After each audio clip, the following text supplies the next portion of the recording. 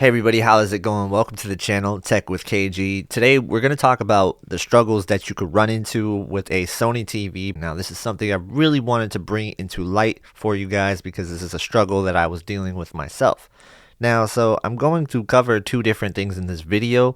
It's going to be how to fix the problem that I was having initially with the sound, and I'm going to be talking about the HDMI CEC issues that have been popping up as of late for me that I can't get over. First and foremost, I wanted to make sure you guys understand that this video is not an attack on Sony or the Sony A80J. I absolutely love this TV as far as picture quality goes. I think that it's one of the best, and I really do love everything about the TV that's not going to be software related. Now, on the software side of things, I really have to say that I've grown to really kind of dislike this Sony system now. See, I really like the settings menu and how you go through and change the picture quality settings. All that stuff is fine. But as far as going into settings and changing some of the HDMI CEC options, some of the just input connectivity, Google operating system just feels so clunky navigating it. The Android TV / Google TV interface is not one of my favorites as far as smart TV interfaces go. Now, on the side of things that you really can't control initially, and you really think that, hold up, there's something wrong with my TV, and maybe some of you won't even run into this, and that's why it makes it a weird thing to talk about, is if you're using a ARC soundbar like I am, I'm using a Sonos Beam. I had it hooked up, and right off the bat, it started working. It was fine, but like 10 days later, it stopped working completely out of nowhere, and I wasn't sure what was going on, so I unplugged some things and rehooked it, and didn't work still. So I couldn't figure out why it was saying it was connected. I would switch to the sound input to the audio input, and it said that it was working. I could even change the volume, yet I heard no sound. I wasn't really sure what was going on, so I look on the forums and it tells me to do a factory reset. I did a factory reset. I unhooked it. I plugged it back in. I went to the Bravia sync settings. I unplugged it, and it finally recognized that it was the Sonos Beam. All is well. All is working. Until about 15 days later, it stops working again completely. And so I'm thinking, okay, hold up. So is the only fix to this a factory reset, which is going to reset my settings, which is going to reset all my accounts? Like, it's really annoying if I have to do that over and over. And so I did the factory reset once again. And what I ran into this time was the sound didn't come back. I couldn't get it to work at all. And so I had to dig a little bit deeper, and I was looking up the information on the forums, on Reddit, and I found that this is an issue a lot of people are running into with ARC soundbars. So port number 3 seems to have this bug that occurs where you just absolutely can get no sound whatsoever, and it detects it, but you just don't get sound. And so I go deeper and I look through Sony support, and I found this thing which was under the CEC troubleshooting, which was called Hdcp Lockup. Now, this stands for High Bandwidth Digital Content Protection, and the lockup is an interruption in the output signal from an audio system, such as an AV receiver or a soundbar. As a result, it can cause the following issues to occur.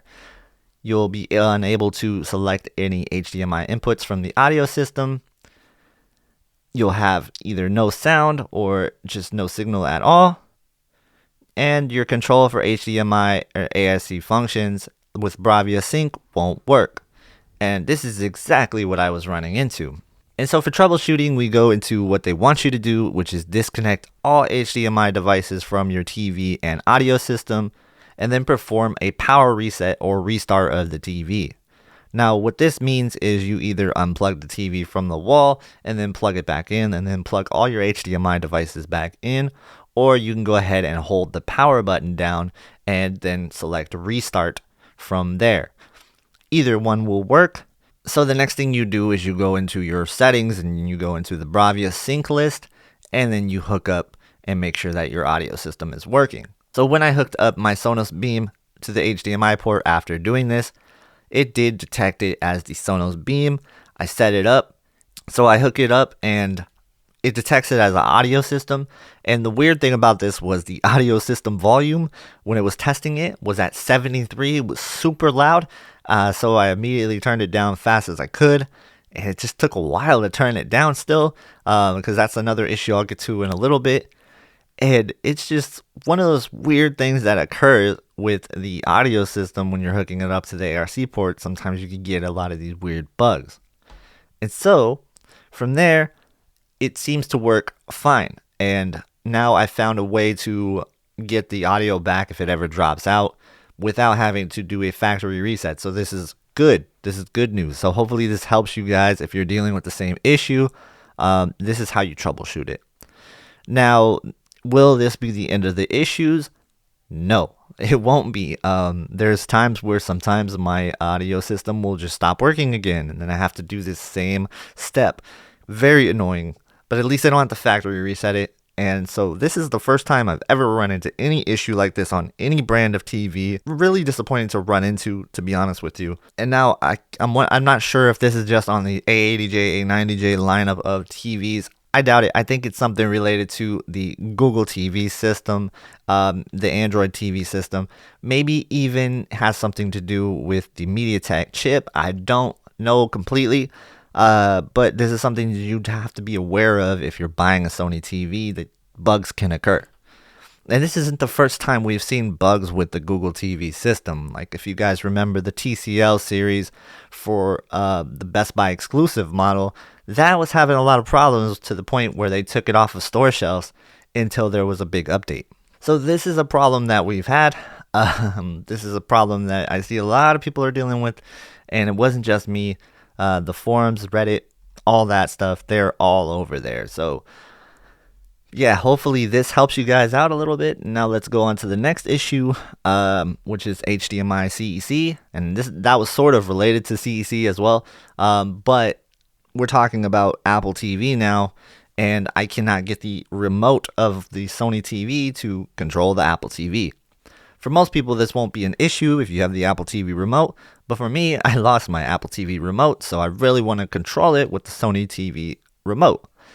I am unable to do this on my current A80J 77-inch, but full disclosure, I was able to do it with the A80J 55-inch and the A90J 55-inch. So the fact that the CEC is not working out of nowhere is kind of a weird thing. I'm sure it has something to do with the Hdcp lockup as well. It's just for the Apple TV, I can't get it to work whatsoever. And then same thing with the Nintendo Switch. I can't get CEC to work on that either. And in that, it seems to work on pretty much every TV that you plug in the Switch to. It automatically switches to the Nintendo Switch when it's docked. It doesn't do that with the Sony TV. So very weird stuff on the CEC part. It's some basic stuff. CEC is one of the basic things that you expect to work with TVs, and for it to not sometimes work with Sony TVs is a very big disappointment on my end. And really quickly, I have to touch on some of the bugs that I've ran into with Sony TV, like the Sony A80J, for example.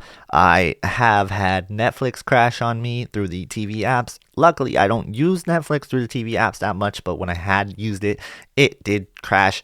I've had Bravia Core completely crash on me. I've had Bravia Core completely log me out, which is one of the weirdest things that I've seen from apps doing that. And I've heard other people being logged out of other apps. So that's kind of an annoying thing to deal with. If you're using your TV as your main smart TV interface and you don't have an external like Apple TV or something, that's something to consider. So a lot of bugs on that front goes. Of course, we talked about the audio issues, but there's also another audio issue with the soundbars and with the AV receivers. So the CEC, the connectivity with the HDMI ARC port, is a little delayed when you press the volume up and the volume down button. It seems to respond slowly. Sometimes the delay could be as long as 5 seconds. It's kind of ridiculous. I have ran into issues with that portion of it a lot of times. There's also times where it will say audio system not available. The only way to get this to actually work is to go to the input to select HDMI 3, which is going to be your ARC port, and then you hit OK. Very weird stuff. And the other way to fix it is the Hdcp lockup thing, if that ever occurs, like I explained. So, a lot of issues. So let me know in the comments, are you guys dealing with any CEC issues? Are you dealing with any weird bugs with these Sony TVs? Is this something that would cause you to not buy a TV? I would love to hear everybody's feedback on this. Well, I hope this video was helpful to somebody out there that is going to be dealing with this issue, or they're trying to decide between a few TVs and maybe this issue is something that holds them back from getting the TV. I will say this. Is this an issue that will hold you back, that should hold you back from buying a Sony A80J or just another Sony TV in general?